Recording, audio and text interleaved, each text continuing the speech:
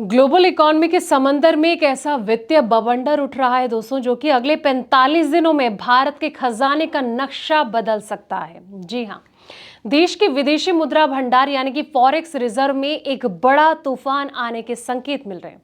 माना जा रहा है कि अगले 1.5 महीने के भीतर 13 साल पुराना एक बड़ा रिकॉर्ड टूटने की कगार पर है। सवाल बड़ा है कि क्या ये रिकॉर्ड आरबीआई के खजाने में रिकॉर्ड बढ़त का होगा या फिर डॉलर के मुकाबले रुपए को बचाने के खजाने की सबसे बड़ी खपत का। अंतर्राष्ट्रीय बाजार में जारी क्रूड ऑयल का संकट, अमेरिकी फेडरल रिजर्व के रुख और विदेशी निवेशकों की तूफानी बिकवाली के बीच ये 45 दिन देश के इकोनॉमी के लिए कितने निर्णायक साबित होने वाले हैं, चलिए जानते हैं। नमस्कार, मैं हूं आपके साथ संध्या बिष्ट और आप देख रहे हैं द इकोनॉमिक टाइम्स हिंदी। देश के सबसे बड़े सरकारी बैंक यानी कि एसबीआई रिसर्च के अनुसार भारत में foreign currency non resistance bank यानी कि एफसीएनआरबी डिपॉजिट के तहत जमा की गई रकम शायद सिर्फ 45 दिनों में ही 2013 की स्पेशल डिपॉजिट स्कीम के दौरान जमा हुई कुल रकम से ज्यादा हो गई। रिसर्च का अनुमान है कि आरबीआई की मौजूदा उपायों के तहत कुल इनफ्लो यानी कि जो आने वाली रकम है आखिरकार 80 से 85 बिलियन डॉलर तक पहुंच जाएगी। रिजर्व बैंक ऑफ इंडिया ने 17 जुलाई तक कुल 20.7 बिलियन डॉलर के इनफ्लो की जानकारी दी थी, जिसमें कि एफएनआरबी डिपॉजिट के जरिए आए 17.4 बिलियन डॉलर भी शामिल थे। बाद के ट्रेड्स के आधार पर एसबीआई का अनुमान है कि एफसीएनआरबी डिपॉजिट ने 2013 की स्कीम के दौरान जमा हुए 26 बिलियन डॉलर के आंकड़े को पार कर लिया और उस समय इस आंकड़े तक पहुंचने में लगभग 3 महीने लग गए थे। दोस्तों, एसबीआई रिपोर्ट में कितना पैसा आने की उम्मीद है, चलिए अब इसको जानते हैं। एसबीआई रिसर्च का अब यह अनुमान है कि स्कीम के बंद होने तक एफसीएनआरबी डिपॉजिट 65 से 70 बिलियन डॉलर तक पहुंच जाएगा, जो कि उसके पिछले 40 से 45 बिलियन डॉलर के अनुमान से काफी ज्यादा है।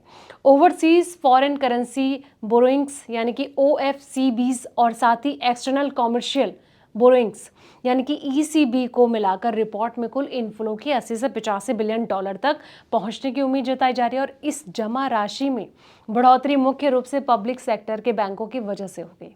अगस्त और सितंबर में मैच्योर होने वाले एफसीएनआरबी डिपॉजिट का एक बड़ा हिस्सा नई स्कीम के तहत रिन्यू यानी कि नवीनीकृत होने की संभावना है, क्योंकि इसमें ब्याज दरें ज़्यादा है। और एसबीआई रिसर्च ने बताया कि अकेले इस रिन्यूएबल में 10 मिलियन डॉलर आ सकते हैं। एसबीआई की चेतावनी भी है दोस्तों, और रिपोर्ट में कहा गया है कि जहां 17 जुलाई तक एफसीएनआरबी इनफ्लो 17.4 बिलियन डॉलर था, वहीं 8 जून को आने के बाद एफसीए में केवल 7.6 बिलियन डॉलर की तेजी हुई थी। और रिपोर्ट में यह भी कहा गया है कि जुलाई के आखिर तक एफसीए में बढ़ोतरी की रफ्तार बढ़कर 17 से 20 बिलियन डॉलर हो जाएगी। हालांकि एसबीआई ने चेतावनी दी है कि रुपए लगातार कमजोर हो रहा है और तर्क दिया है कि विदेशी मुद्रा बाजार में आरबीआई का दखल काफी मजबूत नहीं रहा है।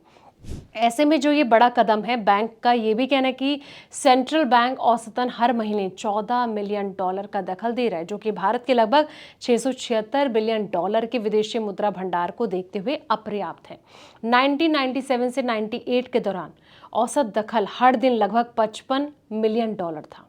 एसबीआई ने बताया कि वित्त वर्ष 2027 में बैलेंस ऑफ पेमेंट में 50 बिलियन डॉलर से ज्यादा का सरप्लस होने की उम्मीद है, जबकि इन उपायों से पहले 65 से 70 बिलियन डॉलर के घाटे का अनुमान लगाया गया था। करंट अकाउंट घाटे में जीडीपी का 10 से 1.0 से 1.2% रहने का अनुमान है। अब आरबीआई गवर्नर का ये बयान सामने आया दोस्तों। जी हाँ, आपको बता दें कि एक इंटरव्यू में सेंट्रल बैंक के जो गवर्नर है संजय मल्होत्रा ने बताया कि जून में सेंट्रल बैंक की ओर से घोषित डॉलर इनफ्लो स्कीम से लगभग 32 अरब डॉलर आए। उन्होंने कहा कि इससे भुगतान संतुलन में सुधार होने की उम्मीद है। और मल्होत्रा का यह भी कहना है कि अब तक जुटाए गए 32 अरब डॉलर में से ज्यादातर रकम foreign currency non resistant deposit scheme से आई है।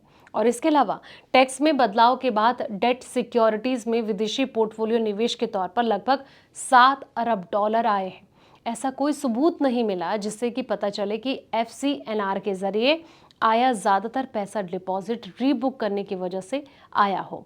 दोस्तों, फिलहाल इस रिपोर्ट में इतने ही। ऐसे पल पल की अपडेट्स के लिए आप देखते रहें द इकोनॉमिक टाइम्स हिंदी।